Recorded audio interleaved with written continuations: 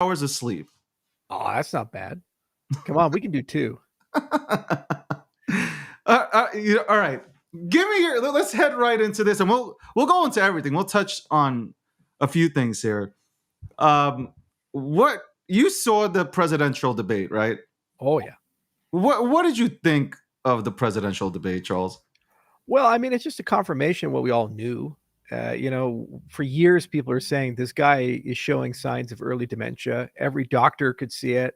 He's got the bradykinesia. He's got the memory loss. He's got the sundowning. He's got the facial expressions. He's got that vacant stare. He's talking to dead people. He sometimes thinks he's a senator. And, whenever the cameras aren't exactly on him, but somebody's got one, you can see him walking in a very deliberate way, just like a dementia patient does. And then, you just got the great lie. Elon Musk retweeted a montage where for 6 minutes straight, the media was talking about how brilliant he is and how in command of the issues he is. And then what's so crazy is the debate happens. And what's the first thing that occurs? 53 minutes after the debate's over, New York Times drops an article and says, oh, he's got to step down for the good of the nation. They wrote that article before the debate. They all knew that the ship is sinking, and they basically set him up for failure. This is the earliest debate we've ever had in presidential politics. Usually they have it much later. They did it before the Democratic National Convention so that they'd have time to parachute in Gavin Newsom or Michelle Obama or somebody else. And they wanted to drag it out as long as possible because their strategy is run Trump against a clean skin. So don't let the Republicans have time to react and pick a different candidate. Let them think it's going to be a Trump versus Biden deal. And Trump's never going to get more than 45% because he's just so hated by some people. No matter they'll vote for a ham sandwich over Trump, and so make it seem like it's Biden versus Trump with RFK splitting it. Put a clean guy in, and then you reset the clock, and they can skate to victory, against them. That's their thinking that they have in the strategy. Yeah. Biden has to consent to it. He actually has to agree to step down, and they can't stop him at this point. So the big linchpin is Jill Biden, and Hunter was there, and Jill was there. They're all at Camp David. They're talking about it. Obama came there and talked to them and all those other people. And, we'll just basically see what happens. Now, I will point the crypto markets, though. I think it's Polymarket, or wherever it is, the prediction market. Yeah. They said that there's an 80% chance that Biden is going to drop out. 80%. Polymarket. So prediction markets, that's real money at stake, and people put a lot of informants. I'd put more money on the table for stuff like that than I do for some article from Politico or New York Times or other things like that, because it's the aggregation of people's informed decisions. And I think the only way he could stay in the race is if he can demonstrate he doesn't have dementia. The problem is that he can't do that. Like, how do you demonstrate you don't have cancer if you have cancer? It's like you can't disprove a fact. So is he going to take a cognitive test? Like normally, like normal land, if somebody said I have a disease and I don't actually have it, I just go to an independent physician, an independent lab, do whatever test is required. And then they would report, we've checked him out and he looks fine. Right. But instead, he refuses to take one of these cognitive tests. He's not showing brain scans, not showing any labs. No independent neurologist is, analyzing him. Why? Because they all know that he actually has dementia. And why wouldn't he? He's 82 years old. He's had a hard lifestyle. He's had brain aneurysms. He's had a lot of stuff going on. How many people in their 80s have dementia? My grandfather died of Alzheimer's. My grandmother died of Parkinson's with Lewy body dementia. So 3 of my 4 grandparents actually ended up getting some form of neurodegenerative disorder. And I watched them decline. And I remember phone calls with my grandfather. And, he's, oh, hey, Charles. And then he didn't know who I was. And then he thought he just moved to Hawaii, even though he's lived there for 50 years, and just step by step, week by week, you'd see that decline. And you can see that decline in Biden, and it's gotten to a point they can't hide it anymore. And speaking of that, my grandfather also had it before a few months before he passed away. I remember that's the scariest thing. Like somebody not remembering, like he used to take me to school and everything, like not remembering who I was. I remember that. It was just a really weird feeling that I had inside. It was just like, damn. But I was watching, I watched the debate and I'm like, you guys knew this the whole time. Like you guys knew that Biden was in this condition. And you know what? I'm not here to make I'm a human being at heart. I have a soul, and I'm watching this guy. I don't care about what positions he took in the past and what party he's affiliated. At the end of the day, that's a human being standing on stage. And I was like, Right. this guy, this is abuse. This is elderly abuse. You are, to me, you're enabling this. You're putting this man through hell. He needs to step down. Yeah. He did whatever he did for the last 3.5 years. Let this guy bow out. But that was always the plan, right? Like, if you look at it now, this was all CNN. Charles, CNN. I tune into all the liberal or more democratic channels. CNN, MSNBC, they were all throwing him under the bus. Yeah. Not one person was. The Democrats are calling. They were in full panic. The Democrats are calling us right now. Donors are calling special interests. Biden has to step down. I was like, wow, I've never seen a party. It could have been the Republicans, but I've never seen somebody switch up so fast. The mainstream media, along with the Democrats. I mean, Gavin Newsom, I don't know what his plans are. He was the only one that came on camera and said, hey, relax, one bad debate and whatever. But Right. like the rest of them, who? Van Jones, crying. It's because these guys have no soul. There's no loyalty. There's no soul. They're not real people. They're actors, and they're given a script, and they're told what to say and believe.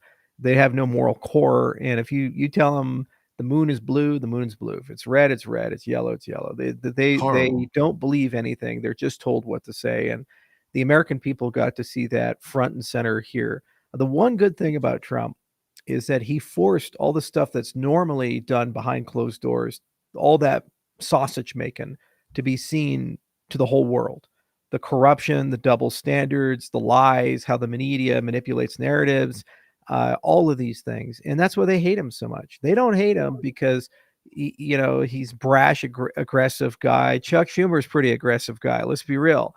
They hate him because he forces people to come to terms with the fact that the political class and the deep state are disgusting, terrible people. Just like, the Huffington Post, the Huff Post, when they went and they said, oh, now Biden can assassinate Trump. That's what the Supreme Court ruling on immunity is. U.S. president kills American citizens. You guys fucking forget about Obama in 2011 with Anwar al-Awlaki, U.S. citizen. He went to Colorado State University. I knew one of the professors he took classes from. Okay, there was no conviction. It wasn't a combat situation. The dude was in a just drones came by and killed him with no due process. The U.S. president has had the ability to kill U.S. citizens as an official act for a long time. And you all were okay with it when it was Team Blue. And now, oh my God, Team Red might come in, and it's the world's worst thing. It's hypocrisy all around. Everywhere you look, it's hypocrisy. That's why the whole system needs to be thrown out. We just need to build a new one, because there's no honest people left. You can't trust anybody anymore. And Biden is a great case study. You're absolutely right about elder abuse. It is. Say what you will about Biden. It's like hating a 6-year-old now or a 7-year-old. He's a child. Yeah. Who would do that? What kind of a monster would go and abuse a person who no longer has their mind? And Jill's up there, the post game, the party post game. You can see it. Like, she's talking to him, and he's like, he doesn't. It's taken him a while to analyze the situation. You did really good. You did really good, Joe. Yeah, like, Joe, you did so good today. You answered all the questions. Here's your gold star. Right? And you see her walking him off the debate stage? Horrible. The video of that? Oh my God, absolutely horrible. So as a human being, somebody with a soul, I don't care what party, I really don't. If you're a Republican or a Democrat, Libertarian, whatever you are, independent, you have to look at this and be like, man, this ain't right, man. This is not right. Have a soul, and like, you don't have to like rip Biden apart. I've seen a lot of that, like people making fun of him. I'm like, listen, this can be your grandfather, man. Like, this literally can be your grandfather. I was just like, it was horrific. Trump didn't really have to say anything. I mean, Trump's best line was, I don't understand what he said, and I don't think he understands what he said. Right.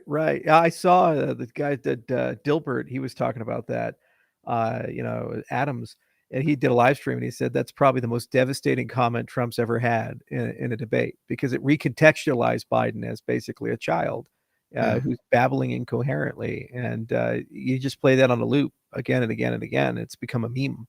And that's all you need to do. It's sad, and he needed to step away a long time ago, and they should have had a fair and open primary for people like RFK and others to participate, and they would have had a great candidate who we could work with as an industry. I've always viewed crypto as a bipartisan concern, and this is about making America better as a whole. And crypto shouldn't be your politics are involved. It should be we want to create a second check on the institutions to make sure they're honest. For example, the budget. The Pentagon keeps failing its audits. While all this shit's going on, they've missed like $4 trillion over the last 20 years. When you take a look at the education department, how much money they waste. You take a look at the intelligence agencies, how much money they waste. All the corruption in health and human services and all these things. You can't pick an agency where they're not fucking something up. And the point of blockchain technology is what we're trying to do is rebuild the system so it acts as a check and balance to keep people honest. That's not a Democrat issue. That's not a Republican issue. That's an American issue because we own the government. Okay. It's our government. We paid for it. This is our thing. There's no kings out here. Doesn't own us. We own it. And if you own something as a board of directors, as the people in charge, aren't you supposed to come by and be like, hey, we have to change the direction and we need to put accountability and control into the system?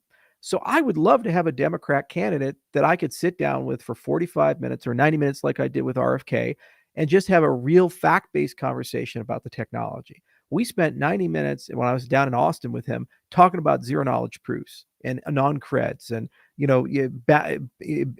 having debt backed by Bitcoin and these types of things. It's pretty remarkable to have a guy in his 70s who's running for president understand and have a command of these issues and a desire to work with the industry and say, can you write up policy papers, send them our way, we'll read them, we'll review them, we'll negotiate them.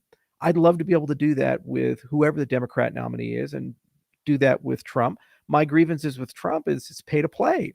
They're like, yeah, you can have a conversation with him, but $700,000, $1 million, something like that. I guess Jesse from Kraken just gave $1 million to Trump and he got a picture with him. I don't think the political process should work that you have to cut $1 million check to be able to sit down and have a conversation with your candidate about something that benefits all of America.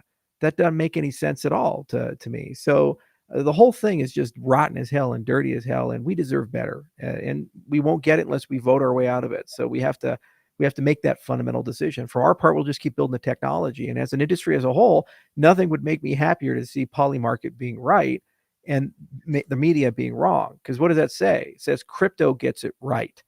Media Correct. gets it wrong. Yeah, that's the key. See, what would be interesting, by the way, welcome to the breakdown, episode 451, sponsored by Gemini.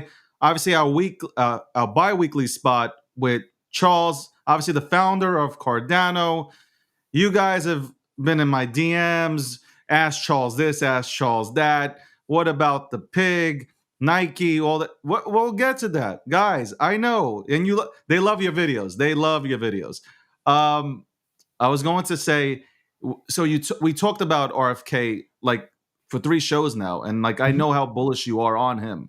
So I was thinking it was funny during the entire debate. I thought about everything that that we spoke about here, Right. and I was like, you know what? If he does resign after watching the panel, and they're saying that Biden needs to step down, I'm like, well, I guess Charles is right. If we're going to vote, if you're going to vote, right, and you want to vote and put that vote in for RFK, to at least show that there are people that are willing to have like more than a 2-party system. Right. I'm like, at this point, if you're going to bring him, if he's going to resign or just, go away at this point, give RFK a chance. Right. I mean, I don't like, with no disrespect, I don't like Gavin Newsom and what he's done in California. No. I mean, the stats speak for themselves. Camila, I haven't even seen her for 3.5 years, and that's with no disrespect. And then Michelle Obama, that's one name that's being thrown around. Like, what do we say? Give RFK then a chance. Right.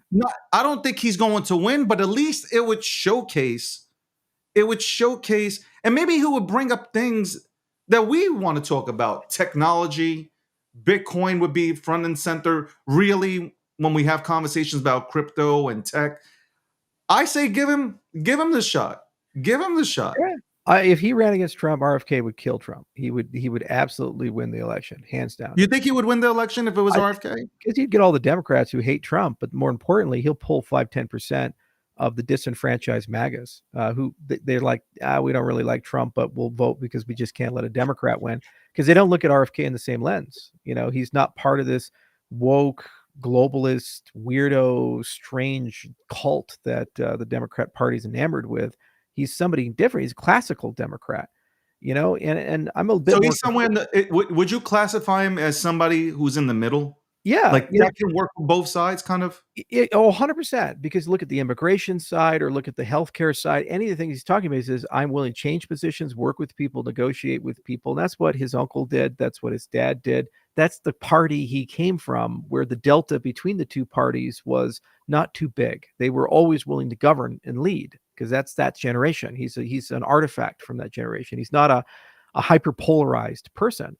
And he can just as well have a conversation with me, and I'm a bit more libertarian and conservative, then he can have a conversation with a radical environmentalist. He can go and talk in a coal town. He can go and talk in California and San Francisco, and he can actually be welcome on both sides.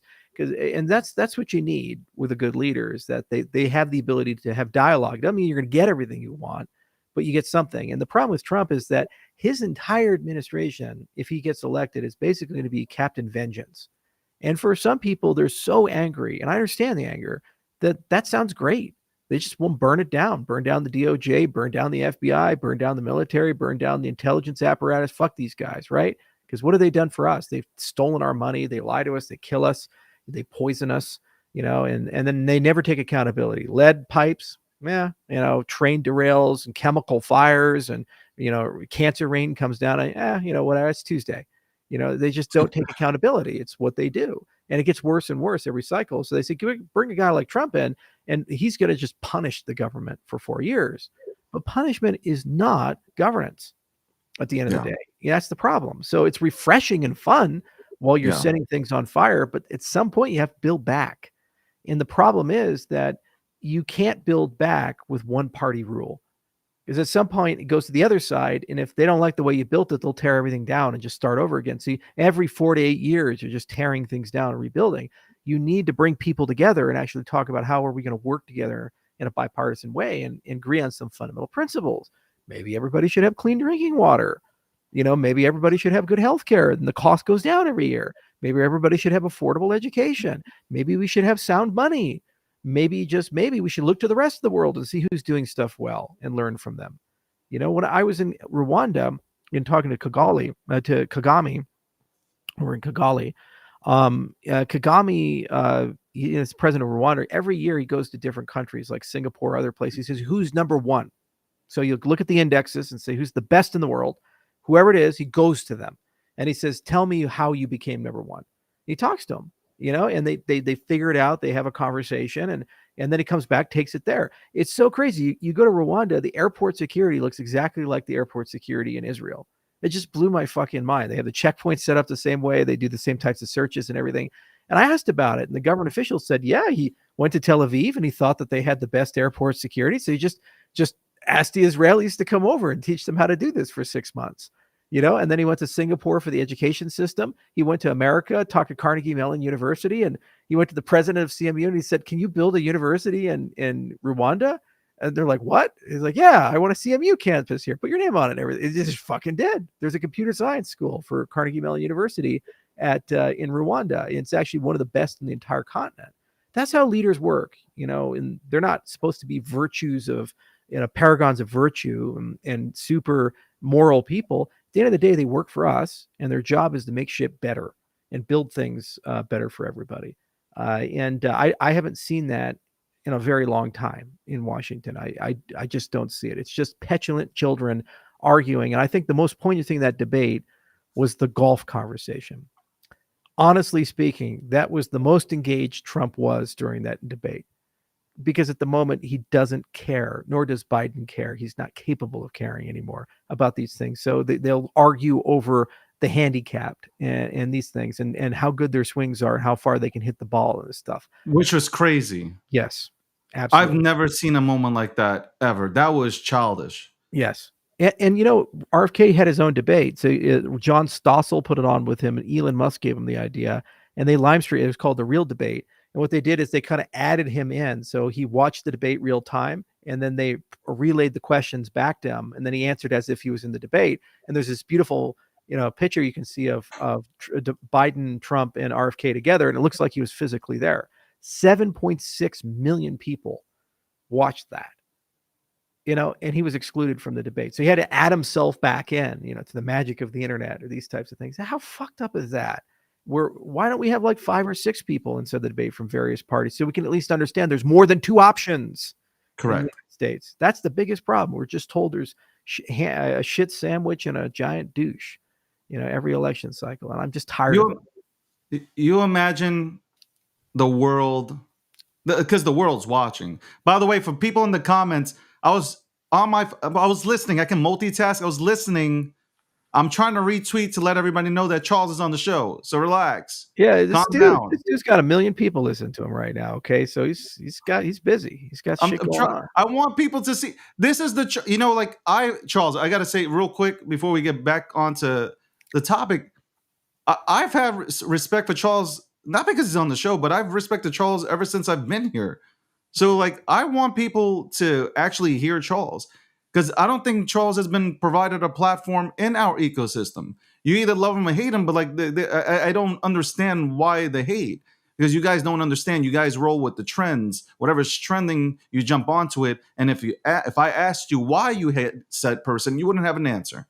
So this is good. This is good. A lot of people are now going on and looking at Cardano with the perception before was Cardano is nothing, right? It's vaporware. Now that you guys have got into it, you've gotten to see the person himself.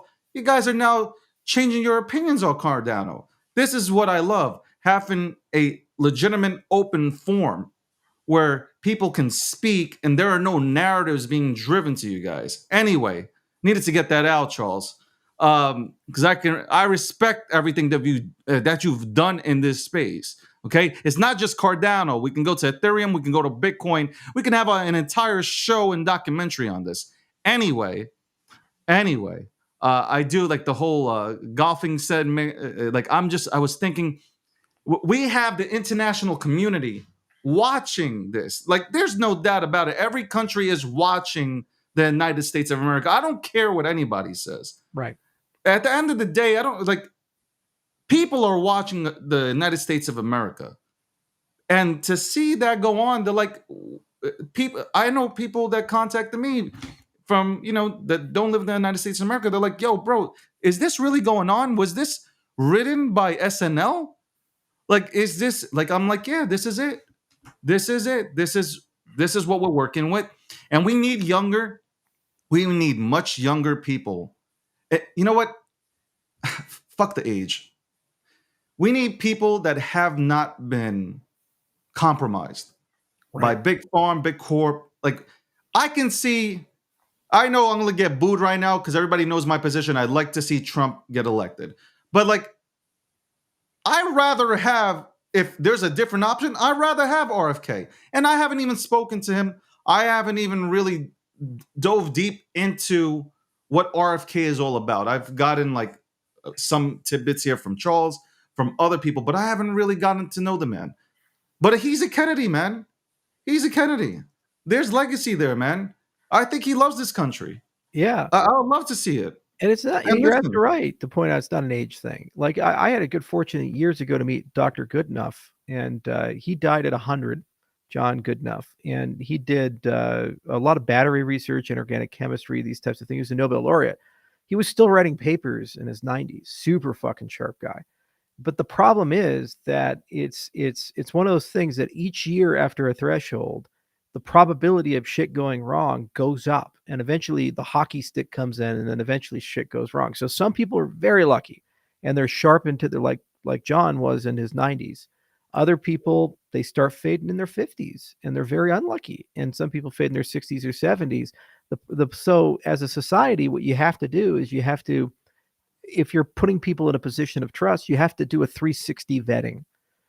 Is their physical health okay? Is their mental health okay? Are they okay mentally and spiritually? You know, like they aligned okay? Are they compromised? If you go for an intelligence for a clearance, you have to file a form called SF-86, and the FBI does this investigation called SSBI, single scope background investigation. It's horrible.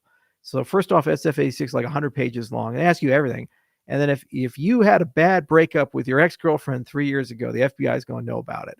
They know that one time you lost a bunch of money in Vegas on that poker hand or some shit like that. They go through everything because what they're looking for is basically how easy is it going to be to compromise you or coerce you to work for somebody else. You know, so maybe there's something you did, and if somebody finds out about it, they can use it against you. So they blackmail you, and thus you start turning over classified information because you're being blackmailed. We do this. The very famous Stuxnet thing, where we actually hacked into the Iranian centrifuges and broke them. One of the Iranian nuclear scientists was gay. The Mossad knew that, and so they leveraged that, and they said, "Hey, here's this flash drive. Take this thing. We're not telling you what's on it, and just use it for your work files."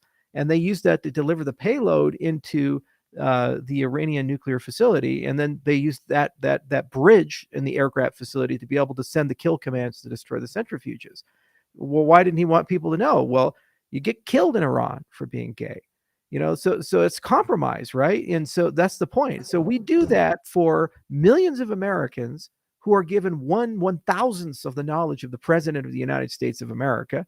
Yet on the president, we can't even get the current president to be able to take a dementia test. It's just trust me, bro. It's like these are the contradictions that you see real time that can't be hidden anymore, and they are translated into basically bullshit. We Yeah, just don't like the system. We have to tear it down. And that's why we're in crypto at the end of the day, because you can't lie in crypto. It's not possible. The code is the code. The code is law. The protocols are the protocols. And every time we get better at it, we all attack each other, and you know we all learn from that process. So there was a DDoS attack the other day on Cardano. Didn't work. It actually got terribly broken. It was a lot of fun. In fact, people thought that we hacked ourselves because it worked too well. You know, and so that's awesome. But there's still a lot to learn, and we issued a hot fix on some of the stuff there. And there's already a lot of things in our community about if something like that happens next time, what to do differently. And yeah, and it's the same for Solana, and it's the same for Ethereum and all these other things. These are self-reinforcing, self-evolving systems where they converge to higher quality, lower cost, and better output. So why the fuck doesn't the government behave this way? When we fail, we learn and we get better. We should expect that of our governing systems. And if they sure. can't do it, they need to be out, and new people need to come in with that mentality. I agree. I totally agree.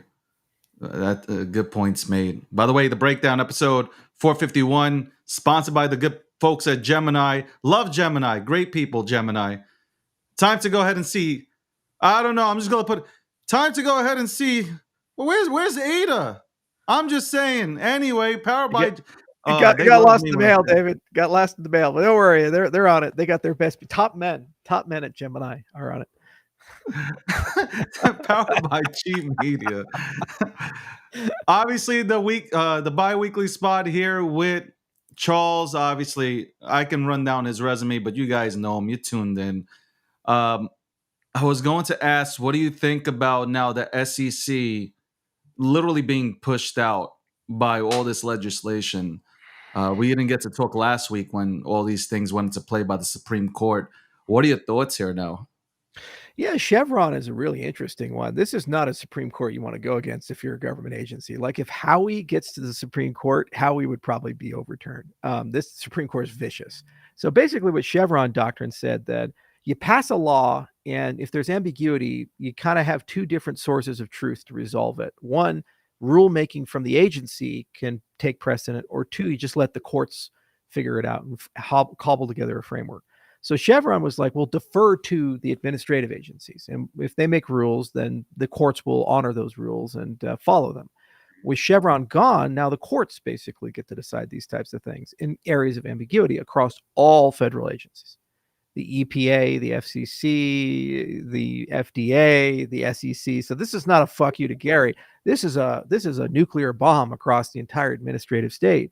And I understand why they did it, because the facts and circumstances when Chevron was decided versus today are radically different. And the Yeah, administrative state has become too pervasive, and they've taken advantage of rulemaking authority in ways that are counterproductive. On the other hand, it's left a bit of a pickle in that it's going to create a gargantuan tsunami wave of litigation. And then ultimately, the courts are now going to be overloaded with having to kind of retroactively go through and figure this shit out. So that's a big one. Crypto is in the crosswinds of it. So there's certain parts of crypto that this is relevant to.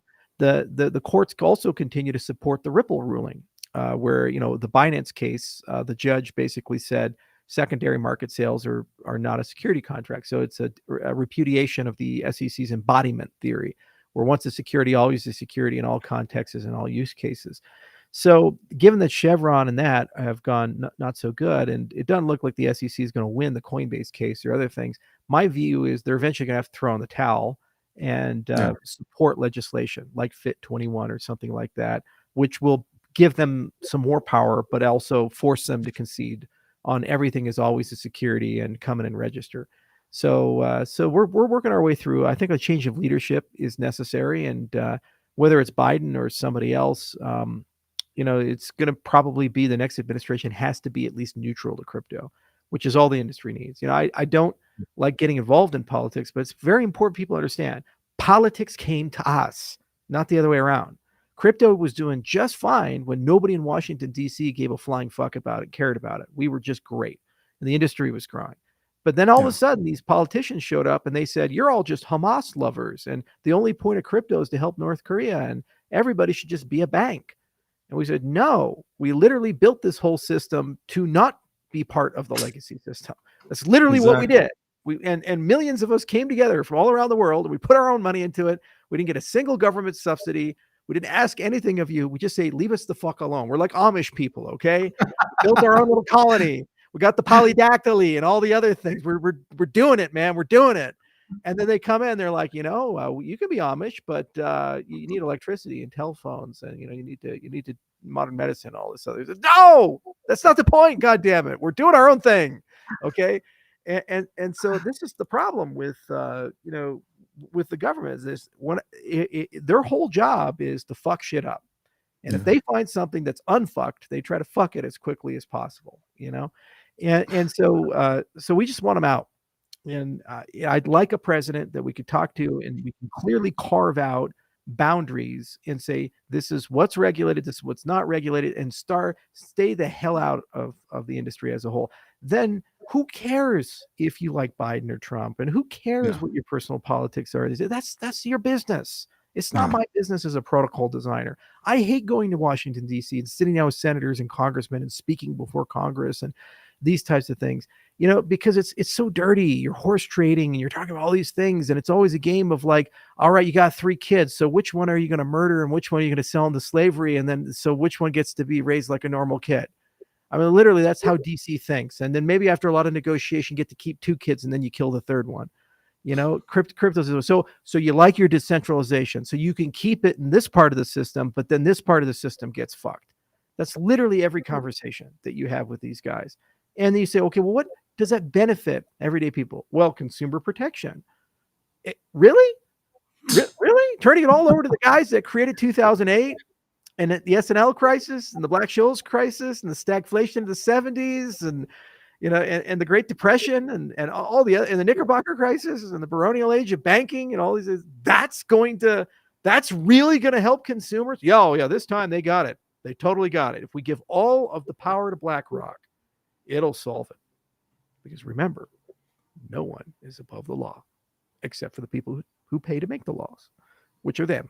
So they should be, it's like, fuck you, man. Exactly. Jesus Christ.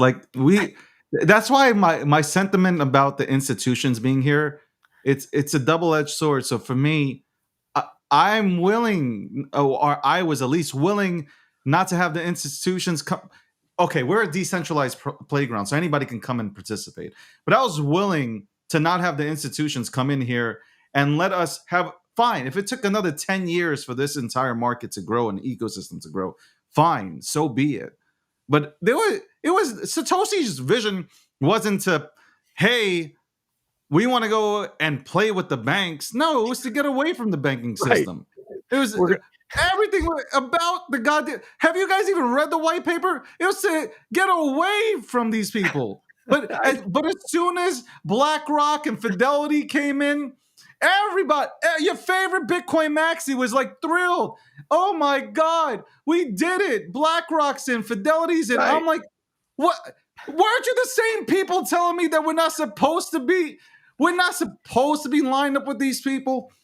And but I get it. At the same time, Bitcoin Bitcoin maxis have done such a horrible job marketing the space that you know what? BlackRock, Fidelity, and others will do a better job. They will Yep. do a better job at bringing Bitcoin to the table to your grandma, to your grandpa, your parents, because they'll listen to Jim Cramer. They'll listen Yeah. to these people because And- they own 50% of mainstream media. right. They will all the news now is crypto is great. Crypto, you got everybody on the now they're all Andrew on CNBC. Crypto's great. Crypto's before crypto sucked. Yeah, I'll tell you the crypto that they love, man. Fractional reserve Bitcoin. You know, all you fucking Bitcoin maxis as you There you suck go. the cock of BlackRock and the ETFs and these other guys. Okay, here's what they're going to give you. You won't be allowed to self-custody. They're going to ban all the Yeah. non-custodial wallets, and they'll say everything has to be done in regulated channels. And then when you buy your Bitcoin, you buy them through regulated channels and marketplaces, and there's no audit tail between. It's just trust me, bro. And you end up getting like Bitcoin that's Bitcoin. It's the Tether edition of Bitcoin. And that's what you're getting. That's what these guys want. And it'll take 5-10 years. They'll play the long game. Same for the mining pools, right? They'll just change all the environmental regulations. So you need special permissions and other things to do large scale mining operations. And so all the private pools will be there. And then everything else costs too much energy and they get taxed and all that stuff. And when you get those Coinbase transactions in from mining, they have to get vetted and cleared before they're allowed to go into that controlled system. You don't fucking believe me? Look at the BSA. Look at how in a 50-year period we went from everything's cash and nobody knows your business to they even know what brand of toilet paper you buy. Okay, it's the financial panopticon. In these dudes, they love it because they make billions of dollars from it. You will lose all your privacy. You will lose all your autonomy. It is not your keys, not your wallet. You be your own bank. I'm sorry. You've sold your soul if those are your constituents and you praise them when they come in. And you say, oh, it's great for mainstream adoption. What are you doing with mainstream adoption? You are telling people that Bitcoin is a financial product, which means the only thing they care about is number go up or number go down. That's it. They don't care about the philosophy. They don't care about self-custody. They don't care about the technology. They don't care about the liberating elements of it. They don't care about the crypto anarchistic roots it came from. None of that matters. It's, hey, a lot of people getting rich off that Bitcoin thing. I'll buy some from my portfolio through my broker dealer, through my account. And then I'll buy it like I buy a stock. And I'll talk to my financial advisor, and the financial advisor will be like, yeah, you should divest 10% or something. Okay. Do you care about the custody and who controls that, what they do? No. Do you care about the miners and where they come from? No. It's not a gateway drug. It's a passive asset with no philosophical core. They took the philosophy out and they commoditized it and they turned it into basically number go up land. That is what Wall Street brings to the table. And don't get me wrong, they're the best in the world at this shit. They Disney the fuck out of it, okay? But I'm sorry, you're not getting Luke Skywalker anymore. You're getting lesbian space witches. Okay? It's just literally the road you're going down, okay? It's a different show. It's a different environment. And that's literally what Wall Street does to Bitcoin. They've made it the Arclight. And so you had Empire Strikes Back, now you have the Arclight. And if you're okay with that and that's your thing, I think we're playing different games. I think we like slightly different television shows and movies. I love that. Isn't there's a provision that would allow potentially BlackRock to fork Bitcoin? How crazy is that? We would go through another block war. Like we would go through another war. Yeah, there's all kinds of. It's a little harder to fork Bitcoin technologically under the hood. It's not a proof of stake system, proof of work system, so they have to get control of the mining power. But that's what they're going to do, because mining is a race to the bottom. Correct. It's all about who has access to the ASICs, the professionalization and the construction of the data centers, the cost of electricity, and also the supply chain at the end of the day. So yeah, we like to sell this dream. It's this big distributed computer and everybody with a GPU is mining. No, that's not how it's done these days. You have these giant data centers. Like I have one in fucking Gillette, Wyoming that we work with They're literally right next to our construction warehouse, right off Highway 50. The huge racks of ASICs, and they bought it, and it's an investment company, and we're getting a fiber line out to them, and helping them with some of the IT stuff. But those operations, the ticket price is in the 7, 8, 9 figures, sometimes 10 figures, depending upon the investment. Is that mom and pop in their basement? And if the government changes regulations, are they going to be able to just lift all those ASICs up and take them somewhere if it's $100 million, $200 million data center?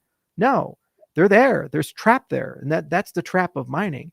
So as it consolidates and you get more and more of these private optimized pools, eventually you have like 5, 10, 15 major actors. They form a cartel, and they have control basically over the canonical Bitcoin. So they certainly can make the longest chain ones that have KYC built in, or chains with whatever BlackRock wants, or these things. Also, there's a detente between the exchanges and the liquidity providers, and they get to decide who gets listed and who doesn't get listed. So if a fork does happen and you have Bitcoin, Bitcoin Cash, they can delist the one that they think is problematic with their philosophy. And if you lose all your liquidity in your markets, and by the way, Bitcoin, we fucking hate crypto, we hate all you altcoin people, so no dexes, right? Where are you going to get your liquidity from? It's just sexes. Everything good about Bitcoin happens outside of Bitcoin. That's right. That's right. That's the crazy shit. It's either a layer 2 or a wrapped Bitcoin on Ethereum or Cardano or something, or it's on a fucking centralized infrastructure. And yet they say we're changing the whole world. You guys are not doing it. All right. Just not doing it. But anyway, this is my grievance. I'm pretty fucking bitter because of all of the crap that these guys have sent. And at the end of the day, I have no problem with Bitcoin as digital gold. And our industry should treat it this way. There's a mine, that's Bitcoin, the protocol, and there's Bitcoin, the asset, that's the gold you've taken out of it. It costs real money to create that gold. And then once you have it, it's not replicatable, and you can move it anywhere in the industry. So why do those gold bars have to live with the mine? They can move to a different place like Ethereum or Cardano or other things. So there's a world you could live in where the Bitcoin protocol shuts down, but every other chain honors Bitcoin and they honor the scarcity of it. And because it costs that money to make it, we treat it just like gold. And wrap Bitcoin could be basically around 100 years or 200 years or 300 years, even though there's no more gold mining. There's a world that could exist there. So the network and the asset can be separated. And I think the maxis fully understand that. They say, well, because of the cost to make the asset, that's what, all the value comes from. It's like, yeah, but you don't need the protocol after you've minted it, because the history is never lost. It's there. We have that. And once you wrap it and send it somewhere else, if they're comfortable with the environment it's in, you're good to go. So it's stuff's going to change in the next 5 or 10 or 15 years. And what's exciting to me is that while you set all that noise aside, there's a revolution happening in the cryptocurrency industry. The zero knowledge technology, it is growing exponentially. The cross-chain stuff is growing exponentially. The stuff with layer 2s and making them work and get them specialized to stuff, that's growing exponentially. Every single year, the quality and quantity of the technology and the utility is going up dramatically, which means we're able soon to replicate the world scale payment systems and banking systems. And economies are waking up. Small nations are like, we are being fucked by the BIS, by the transnational order. You know what? Fuck all you guys. We're going to Bitcoin. We're going to crypto. We're just going to move in that particular direction. Start with El Salvador. Now it's moving over to Argentina. And honestly, I think Argentina is a dark horse because the president's got a chainsaw. Literally, he's got his name on a chainsaw. Yeah, for real. He's chopping things up, right? And so Malay is getting rid of everything. But the thing, you can't fire everybody. You have to hire people after you fire everybody. It's the same with Trump. You can't just burn everything down. So what's your strategy after you've purged everything to build back? Argentina could be the first country in the world to fully embrace blockchain in every dimension. The voting systems, the identity systems, the banking system, the payment systems, their entire financial back office, their supply chain systems, everything how you register land, representation of real world assets, you name it, the education system, certification of your degrees and professional services, these types of things, end-to-end blockchain infrastructure. They could be the first country in the world to embrace that. Do you think, before I lead into a different question, the last one, I know you're busy and stuff. Do you think Argentina, or have you, you don't have to tell us, but have you spoken to Argentina? Do you think maybe they would use Cardano to go ahead and build on? Well, I'm going down there this month, and we have talked to several of the institutions, and we've engaged with the government. Right now, it's for the Constitutional Convention for Cardano. But what we're trying to discuss is, hey, if you guys want to rebuild, here's the reality: open protocols, local developers. Because I'm not going to go and tell them what to do, but I'm going to say these are your options in terms of open protocols, where you don't have to pay royalty, you get to use them, and you have dominion and control over what you build. Local people, there are great firms like Globant and others who are in Argentina who have amazing developers. They're right there in Buenos Aires. They're frothing at the mouth. They want to do blockchain. So you say, guys, it's a win-win for everybody. If you embrace self-sovereign identity, your developer doesn't live in Silicon Valley or New York. They're 5 minutes from the Pink House down there in Buenos Aires. That's your developer. He's there. Yeah. Okay. You can go yell at him. You can arrest him if there's a problem. It's not some dude that you've never met in a place you've never been. It's local. And that's when they start getting it and understanding this creates jobs, it removes corruption, it allows us to compete and restores integrity to the entire economy. Because they're like, who wants to do business?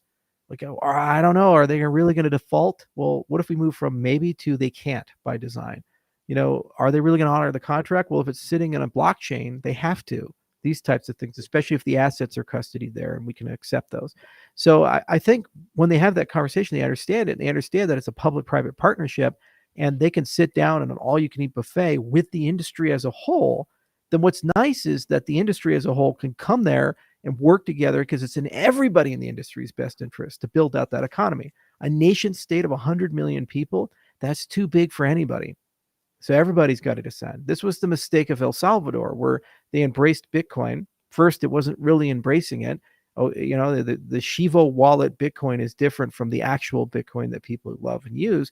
And they didn't bring the whole industry. They could have built a whole coalition, brought everybody together, and everybody would have been more than happy to take a piece of it. Then the entire industry would treat El Salvador as a neutral place and as a case study for what blockchain can do for an economy as a whole. So that's what I advocate for Argentina. I'd like to see a little bit of Cardano and a bit of Hashgraph and a bit of Bitcoin and a bit of Ethereum and Algorand and Polkadot and even Base. There's a place for Base, a little bit of all these guys, there. And actually we can use Solana, for things that have to fail, so everything can be together. I got to put that knife in there a little bit, but everything can be together, and everybody be happy, and then the whole world can look at that and say, holy shit, Argentina's economy is growing 20% per year. Holy shit, Argentina is so efficient. Every time I want to sign a contract, it's just there. I start a business there, rule of law is so solid. Wow. And then we in America are like, what the fuck? Why don't we have that? What the hell does Argentina have that shit? Come on, we want some of that blockchain shit. Send it our way. And you got an 80-year-old person like, no, the only use case is Hamas in North Korea. It's like, fuck you, man. I like the guy with the chainsaw. Bring the guy with the chainsaw here. He's a good guy. We like him. He's gonna fix this, right? So that's how you get it done. And so that's my goal is, and when we engage with them this month, I'm going to sit down and say, look, you are a kingmaker. You don't have to pick a winner. Instead, make everybody a winner and give the whole industry a chance to come in, talk to you. And what we can do as an industry as a whole is figure out a way to make Argentina successful. And that can be the light, the shining beacon that shows why our industry matters and what we do. And by the way, all your local developers are going to be some of the best developers in the world then, because they're going to be the best trained and have the most knowledge of the cryptocurrency industry. And this is the future $10 trillion. So you're in the next Wall Street if America and Europe and others recuse themselves in this, because they get mired in protectionism and bureaucracy. And really, there are very few countries like Argentina right now where they legitimately have to rebuild. They fired more than half their government. So they have to make a decision. What are we going to do? What are they going to do? Rebuild the old system that they just fired? It's time to do something. The last time I saw this was 1950s in Japan. That's the last time, because Japan, we carpet nuked them. We burnt their whole country down. So every major city was destroyed except for Kyoto, and all the companies were gone. Everything's gone. The whole system was ripped up. So literally the Japanese had to reconstruct everything from the ground up in their society. And because of that, they modernized everything very rapidly. And then within 20 years, they were superpower because they could use all the new shit.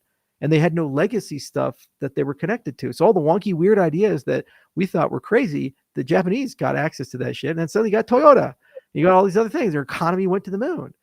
That literally could be the Argentinian story right now when you look at that. And we as an industry, there's nothing better we could do for ourselves in 3 to 5 years than that. That kills the BlackRocks, the Goldman Sachs, the nepotism, the corruption. And if you want to talk about $10 trillion cryptocurrency market, that is a necessary condition for it, because that proves crypto is not about money. Crypto is about the economic, political, and social systems of the world as a whole, which means crypto is bigger than money. Just like the internet's bigger than email. You need a case study to point to and say, God, look at that. They paved the streets in gold, with that system.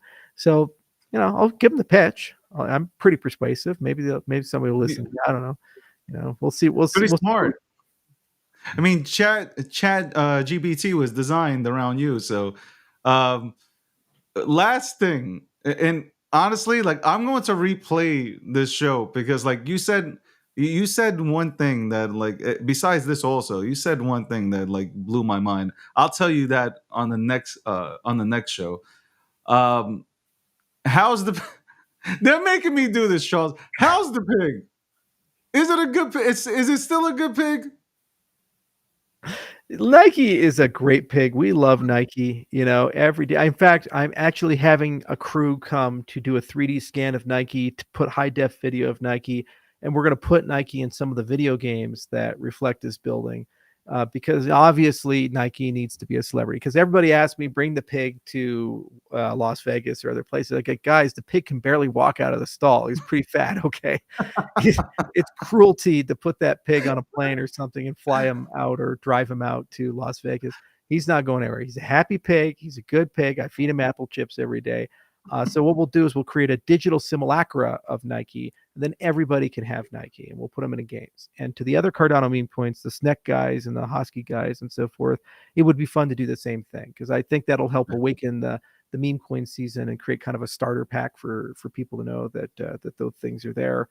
But I'm glad to see that this brought some attention to Cardano, brought some people into the ecosystem.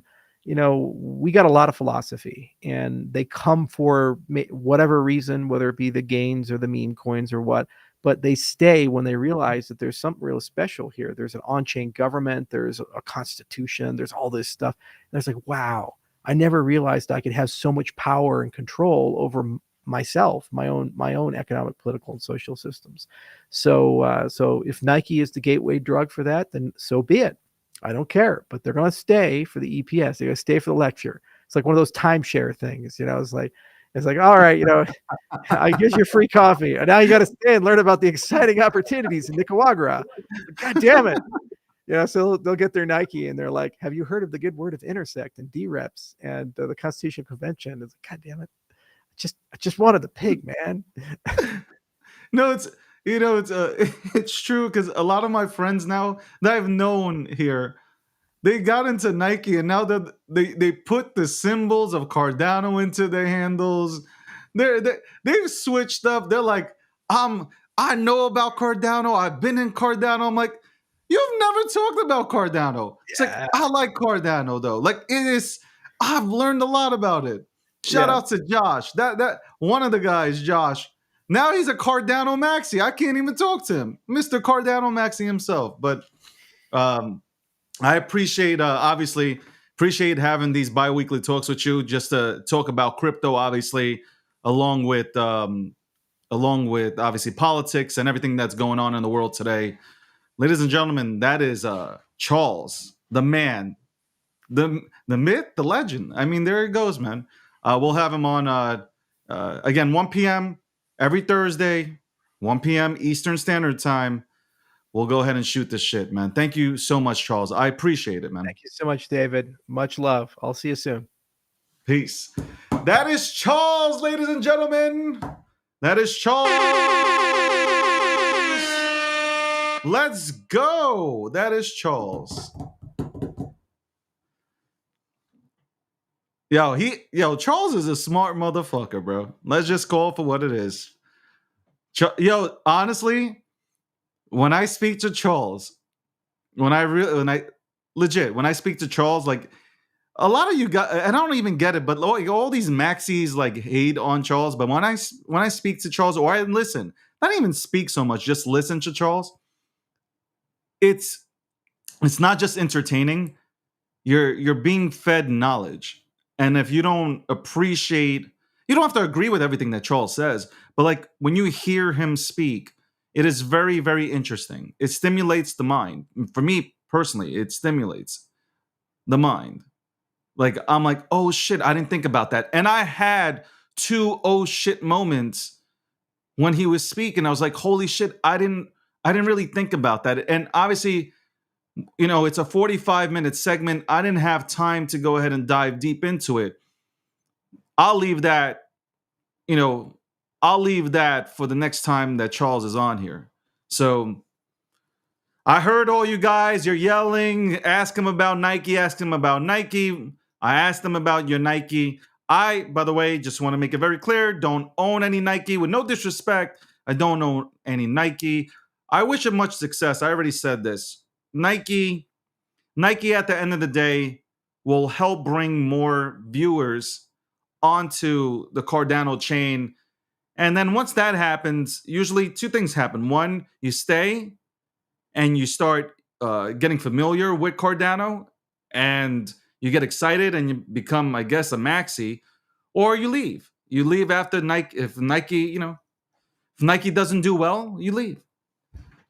Plain and simple. I think that, Nike will attract people to Cardano. That's really it. I think people should take a deeper look into Cardano and not listen to others talk about, Cardano. Go do some research yourself. Welcome to the breakdown, episode 451. Sponsored by sponsored by Gemini. Gemini, what's up? The Ada crowd wants to know what's up. Look at me, I'm putting everything on the line right now. They want to know what's up. What's happening? They're feeling left out. I'm just saying, I'm putting it out there, Gemini. Just putting it out there. Powered by G Media. What's going on, G Media? We out here. We are out here. Now it'll be a lot easier moving forward to finally get some guests on here.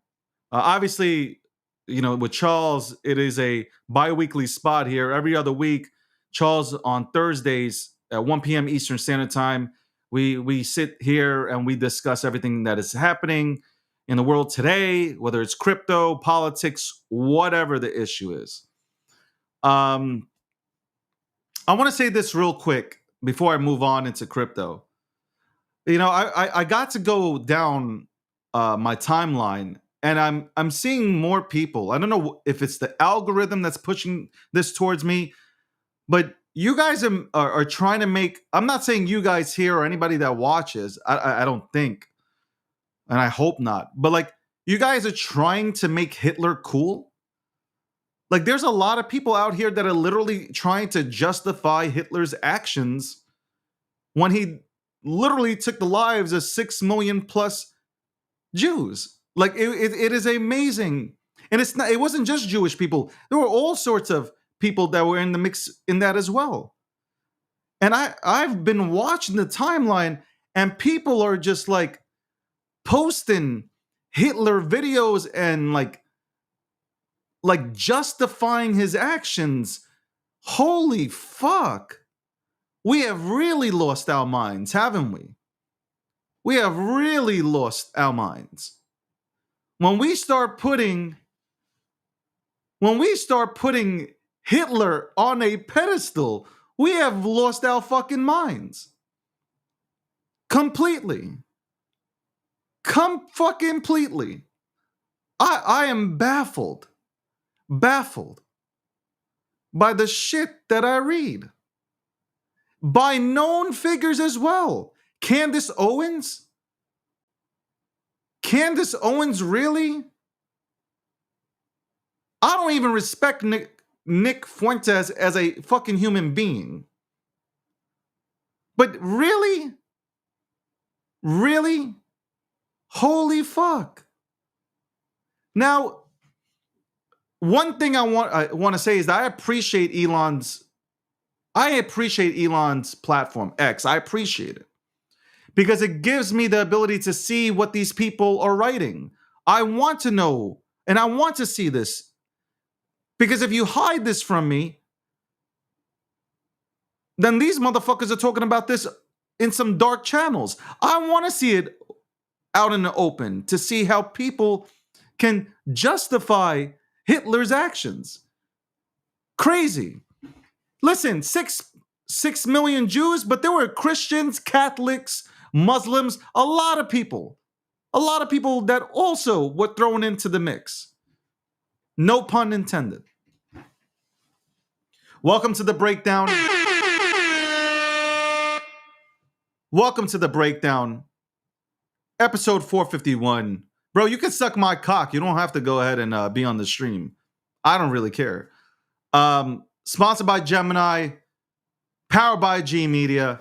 All right, ladies and gentlemen. Ladies and gentlemen. We had some fun yesterday. Who was a part of the spaces yesterday? Who was a part of the spaces yesterday? We had a good old time. I almost felt like I was living in the country. I was living in the South. Everybody had a Southern accent. Everybody. But I gotta tell you, and this is not to toot my own horn, but every single body, even the haters acknowledge that yesterday's space was the best space of 2024. No lies were detected on that one. Every single person that participated in that space yesterday, it didn't matter if I was the host. I didn't have to be the host. But everybody acknowledged that was the best goddamn space of 2024. Sakasa, 45 minutes. He was talking like he was from Mississippi. And like he wears them big ass boots. He got the knee pads on for construction. And he got what's that jacket that you Southerners wear? And he got the Ford hat on, jumping into his Ford truck. Sakasa talk, and I was dying laughing. I was dead, bro. Yesterday, I was dying laughing. Yo, I muted myself. This shit was hilarious, man. And we talked about crypto. We talked about Geki. We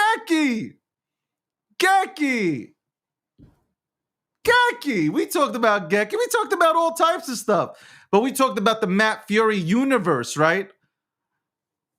We talked about the Matt Fury universe. Geki. And then we talked about Nike. Talked about Nike, and we talked about Cardano and Ethereum, Bitcoin, all of that stuff. We talked about it. We were in a room where contracts were being given out. CAs. I got 3 CAs for fucking Steve. I went into, apparently, at first I went into the wrong one, and then I went into the right one. I was all confused. I think everybody was too.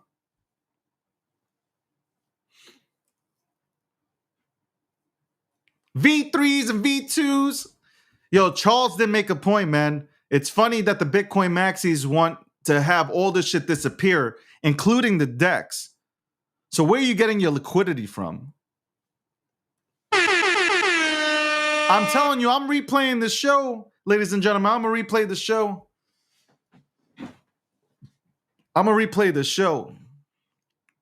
Oh, definitely replay this show. Biden apparently, by the way, if you're getting caught up today, Biden apparently is talking with his inner circle. He might be stepping down. If things do not get changed, he might be stepping down. And then crypto. Crypto is red right now. Crypto is red, but we've seen this. We've seen crypto in the red. It's a pullback. It's healthy. It's actually, to me, it's moving sideways. All right, if we go into the 58,000K Bitcoin zone, we'll bounce. We'll bounce right back up. And you'll forget about with your short-term memory. You guys think like goldfish anyway, bro. You'll forget about it. You'll forget about it, and you'll be happy. Right now, there is not one person. If you've been here during the bear market, the last bear market that we're coming out of, you should be in a position of your wallet is green. Even in this kind of day right now, even with the red, you should be up. If you are not up, then you, ladies and gentlemen, have not done your homework. By the way, I see the Cardano people in here. I am now, you know what? It's funny. Somebody asked me to run as a rep for Cardano on the Cardano network. I'm going to put in myself. I'm putting myself in to go ahead and run for a representative position with Cardano. But yesterday was fun, man. I honestly, I wish it was taped. It was fucking hilarious, bro. It was. We had a person talking. We're talking about space. We're talking about space.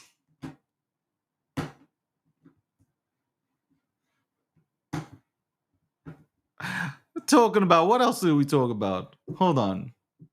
Talked about a lot of shit. What did we talk about? Hold on. There's so much that hold on.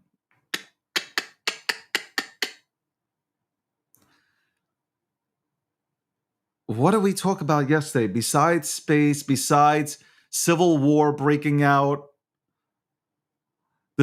Yo, shut up, man. Who are these people? Hey, you Cardano maxis, you gotta calm down. Cardano maxis, you got to calm down.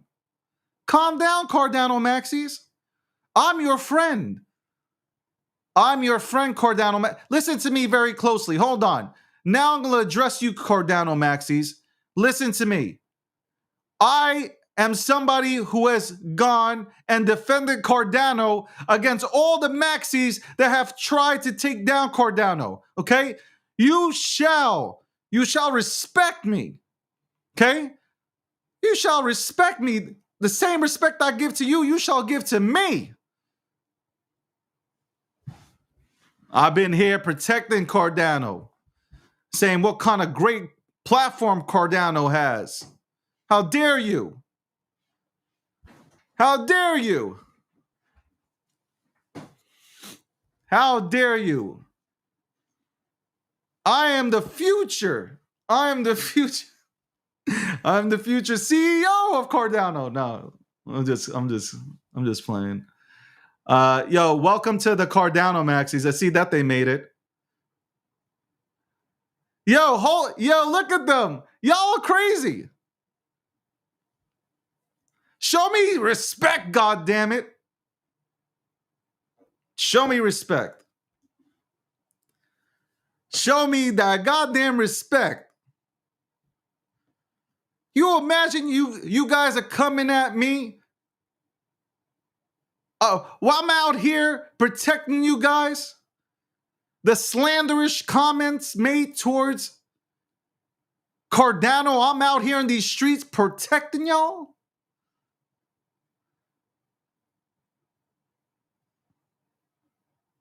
I don't got to tell you who my name. You should know my name. You know who I am. Look at me. I'm fighting with the audience. Guys, come on, man. Come on, man. Come on, man. I'll still protect Cardano because I like Cardano. I'll still protect y'all. I'll still protect. Anyway, welcome to the breakdown episode 451. Your mama know who I am. That's all you need to care about. That's all you need to care about, man. As long as your mama know. Listen, I respect the Cardano people. Even though you guys are a little bit cuckoo right now in this chat, I still respect y'all. Anyway, I need to talk about the Matt Fury universe. You guys should listen to this too, okay? You should listen to this. The Matt Fury universe is real. By the way, Sakasa, shout out to Sakasa. I was dying laughing because Sakasa put out a tweet and he said, yo, what is it? Hold on. He said, because I don't want to paraphrase, I'll just read it out. Hold on 1 second.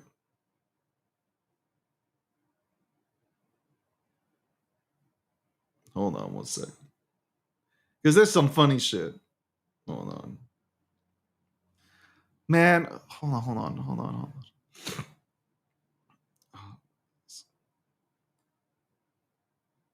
All right, this is this is what he said. Hold on.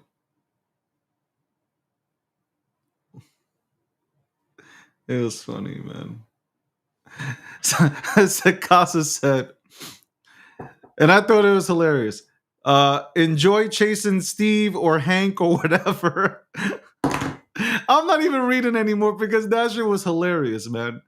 That shit. It's because we had a space. I forgot whose space it was. Was it my space or somebody's space in the afternoon where we were talking about all types of fucking memes, and here comes Sakasa with that shit. He's like, he remembered it and he knew he was going to post about it and jab. I feel scared. I feel scared talking about any token around Sakasa. I feel like he's about to take a belt out or some shit. But I went into the right Steve, but it was the wrong Steve at the time. It was crazy, man. It was fucking crazy. It was the right one, was wrong one, right one, man. I was mad confused. Shout outs to Geki. Geki's doing numbers. Geki's doing well, man. I love to see Geki do well. Geki's doing very well. Shout out to Rad. Me and Rad. We out here by ourselves. We were taking everybody on. We were definitely taking everybody on. Everybody G'd out. Everybody G'd. We stood strong. And people came to my space to FUD Geki. People came to my space to FUD Geki. It was crazy. All the FUD. But we stood strong, man. We stood strong. That's all I got to say. Strong diamond hands. Diamond hands. That's right. Diamond hands. Oh, man. Yo, you guys, guys, this is what I'm saying. Listen to me, man. Hold on. Cardano maxis, this is why people attack you. You got to loosen up. Have a little fun. Replay the show. Me and Charles had an interesting conversation. We had a lot of fun. We talked about politics. We talked about Cardano potentially being put out there in Argentina. We talked about all sorts of stuff. You missed it. You woke up late. You wake up late every single day. I'm on 3 hours of sleep, ladies and gentlemen. I didn't wake up late. I showed up on time. You woke up late. You missed the whole damn show. Every single bi-weekly, we have Charles on this show. On my show, The Breakdown. Yes, if you don't understand, if you're late to the party, we have him on the show and we discuss all topics. We talk about all them damn topics. You guys missed it. You guys missed it. You missed the flowers. You missed the talks about Biden and Trump and RFK. And you missed the talks about Cardano and what Cardano could do. And you missed the talks about him putting Nike on an exercise program. That's right. He wants to see Nike lose some weight. Y'all missed it. You missed it. Look at you. Y'all missed it.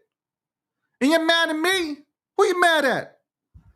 Being mad at your alarm clock. Oh, you shouldn't because you never said it. Yes, tune in. Charles joined the show at 1 p.m. It ended at 1:45 p.m. Eastern Standard Time. So you can replay the show and you can catch up. And I don't care if you go and attack me. You're hurting my feelings out here. Man, why are you hurting my feelings? I'm so nice to you guys and you out here hurting my feelings. Anyway, I spent too much time on y'all.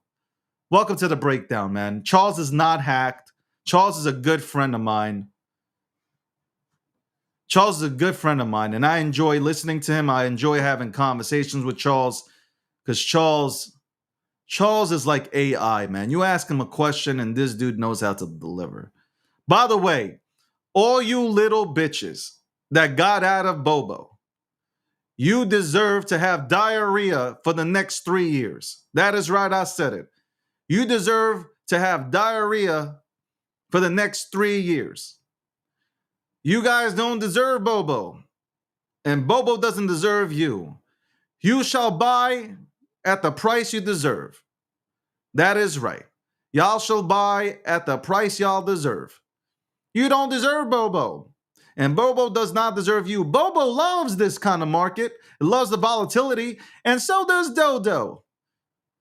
Dodo loves this. The Black Swan event. Ever heard of it? Bobo loves red days. Loves them red days.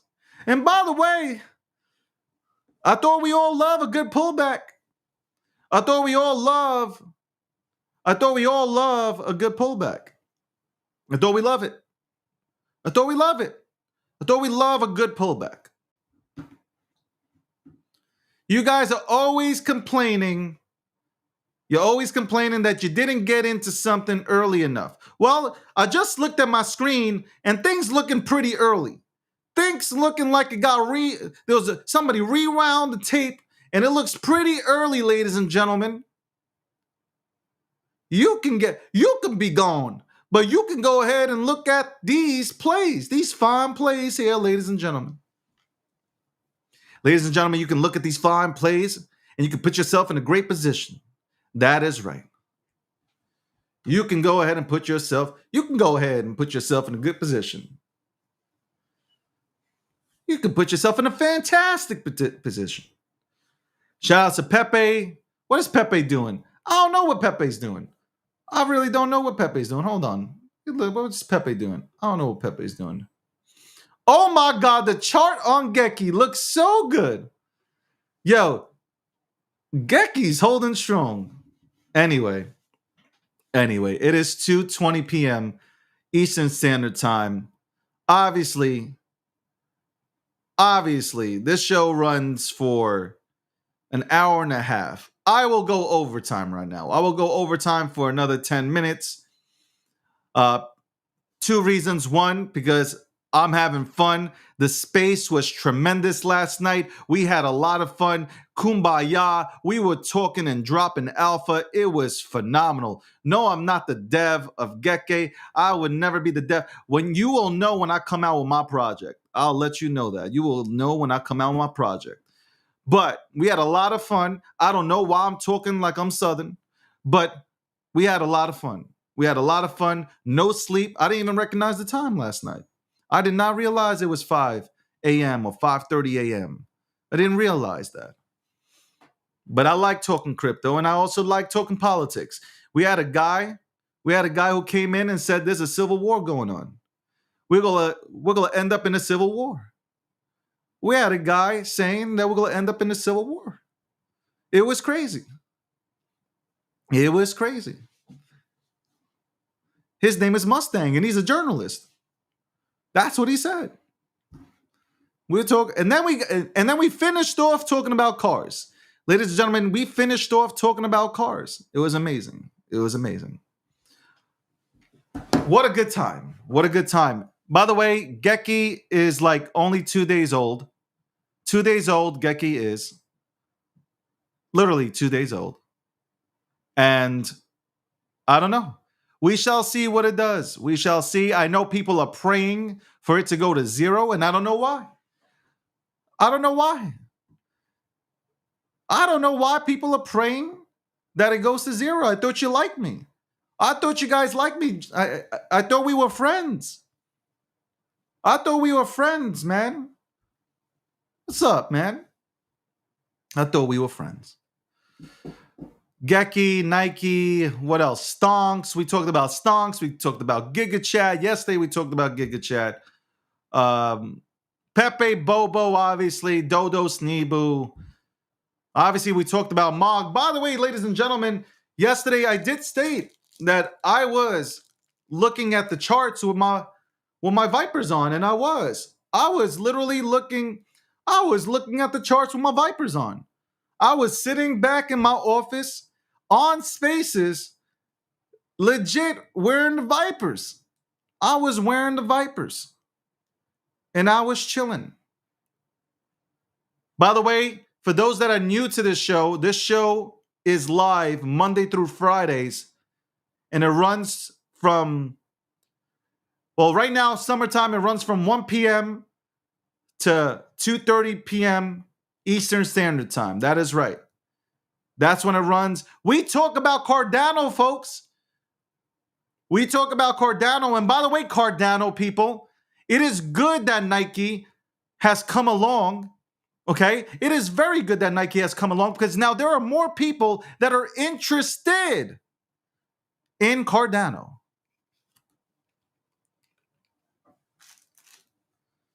I said it yesterday. Do not drop the ball. Do not drop the ball on Nike.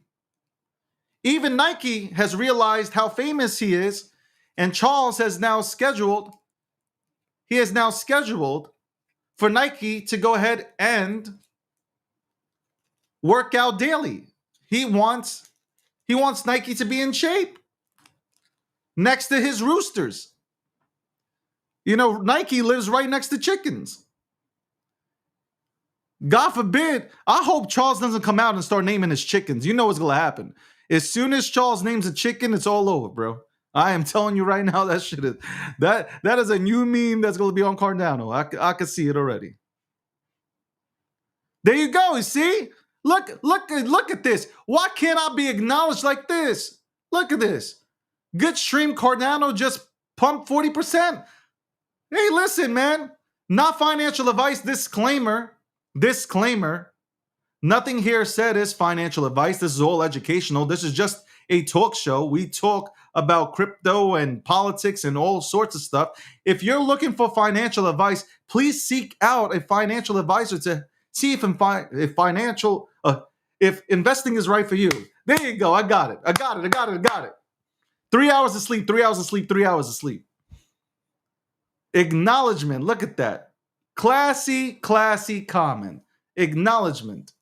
I love that. I love you guys.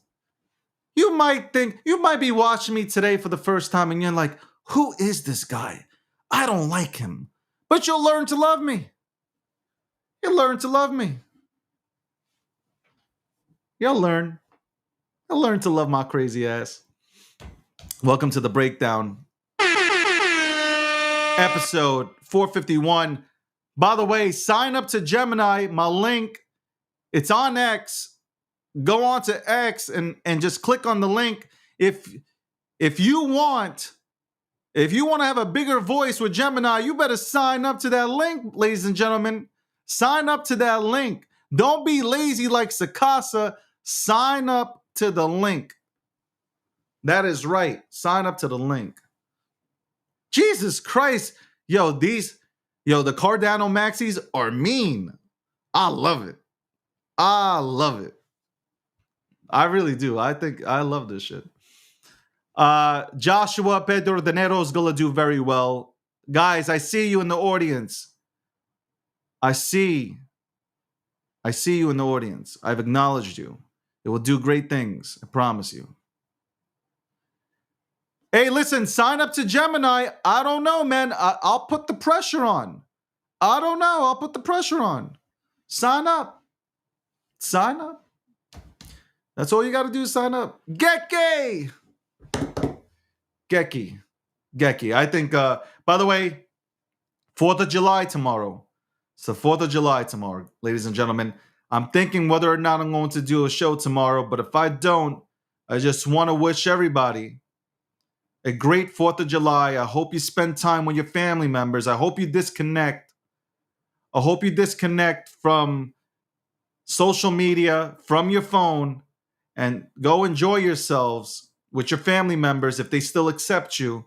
Because I know, hey, listen, I can understand the minute that you tell them about any of this stuff that we do here in crypto and you start talking to them about memes, they will be like, what the fuck is happening? Why am I get it. By the way, I am running for president 2028. 2028, I am going to run for the president of the United States of America. I feel that I can be that candidate. I can be that candidate that brings everybody together again. Unites the United States of America. We are currently divided, ladies and gentlemen. I will unite it. I will make sure that other countries are scared of us, that they don't take liberty or any type of liberty with us. That's right. 2028. You never know. They thought Trump wouldn't be elected. I'm just letting you know. They thought Trump would not be elected. That's all I got to say. Everybody and their mama didn't think Trump would get elected. Who knows, right? Who knows? Y'all might see me live streaming from the Oval Office. Y'all might see me, straight up might see me in the Oval Office. That is right. That is right. Guys, and also read a book. Read a book because half of you guys can't spell. And you sound like you don't read. So read a book. Just read a book. I recommend that right now. The 7 Habits of Highly Effective People. Go ahead and get that. Grab that. Amazon. Grab that. By the way, the Bitcoin Standard. For those looking for a Bitcoin book, the Bitcoin Standard. Go ahead and get yourself the Bitcoin Standard. I think it's a fucking great book. It's a great book. And it'll introduce you into Bitcoin. What else? Does Charles have a book out? Does Charles have a book out? I got to plug up some Charles books up in here. I wonder if Charles wrote a book. But whichever case, that's right, AM. I am David Gokhshtein, and I am running for president in 2028. And y'all are going to support me because you got to. Because you got to. And that concludes. That's right, Plasma. That's right. Bitcoin Standard, great book. Great book, Bitcoin Standard. And also, obviously, The 7 Habits of Highly Effective People. Great, great book. Great. Look, you need a face like this. Look at me. Look at me. We need me in office, man. We need me in office. And I think the policies that I can present will be great for America. Will be great for America. Anyway, enough of me running for president of the United States of America. I'm sure that'll be posted up on social media, which is free advertising. I appreciate it. Which is free marketing. I appreciate it. We shall go ahead and we shall take back. We should take back our country. I do want to say before I go, I do feel bad for Biden. As a human being, looking at another human being without politics into play, I do feel bad for Biden. What they're doing to Biden is horrific. What Jill, his wife, is doing to Biden is horrific. What the Democratic Party is doing to Biden is horrific. They had this all planned out. They were going to throw him under the bus. Throw him under the bus. And here, live, they are doing that. All the channels the Democrats have, the CNNs and the MSNBCs, all of them throwing this man under the bus. Horrible. Horrible.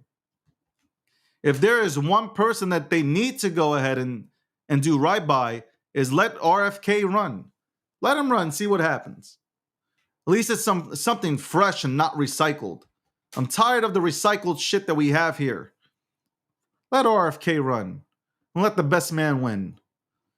Let the best man win. All I care about right now is that crypto thrives. I want to see crypto thrive. Stop with the tribalism. Appreciate every protocol that is here in our ecosystem. Show love to the people that are really building. Show love to the people that are really building. It's plain and simple. It's as easy as that. Show love. Show love. We don't need this hate.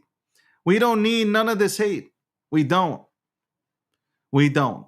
We need to work. We need to be in sync together, working as one cohesive working unit to make sure that we see that crypto is great and stays great and continues to build.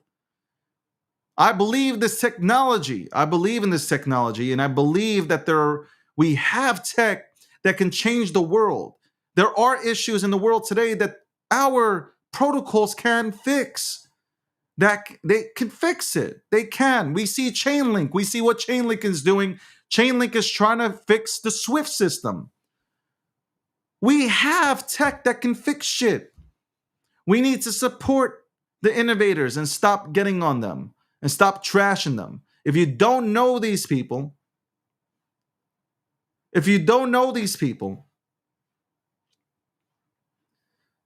stop labeling them immediately. Get to know a person. A lot of people got to know, I'm going to make this an example with Charles. Charles came into my space. He started speaking to the people, and even Bitcoin maxis, after an hour and a half, said, you know what? Charles, your 99% of the stuff that you stated today was real. And I agree with you. That's what happens when you give people a place to have a microphone and speak with no narratives, no nothing. That's what G Media is all about. Shout outs to G Media. That's what G Media is all about. It's about not setting any narratives, put out information, and you guys formulate shit, come to your own conclusion on the news that is presented to you. That is it. Not forced any narrative into believing things about people that aren't true. We see it all the time. Business Insider, all these media, mainstream media channels, they're all putting out bullshit. They all are. By the way, shout out to Charles one more time. Shout out to Charles one more time, because this man said, I don't wake up to go and want to go out there and meet with representatives in Congress and shit, but I will go out and do that.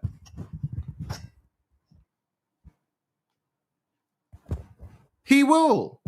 He goes out there and he represents for this entire It's crazy. You don't have to agree with Charles, but he goes out there and he literally represents for our space.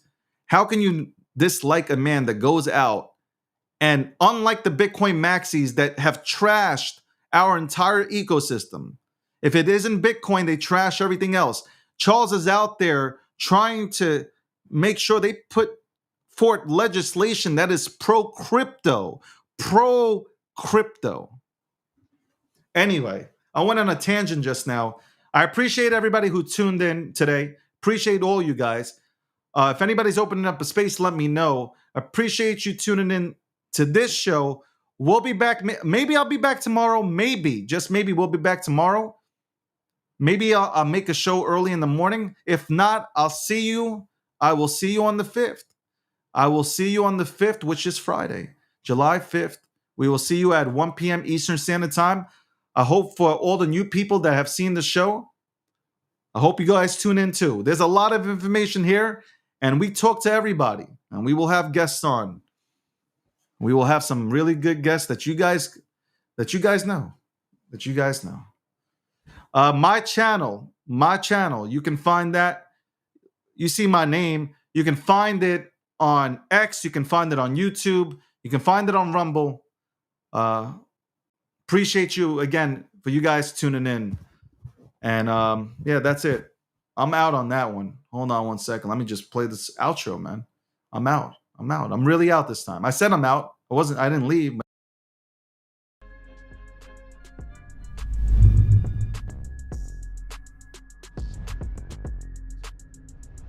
And then once the Trojan horse gets in, everybody pops out. We must protect this industry. This is some fucked up shit. We'll have some other topics, right? When we have some other topics to talk about, will we have some other one cameraman here, and the light here? Like, can you not blind me here? On that note, I'm out.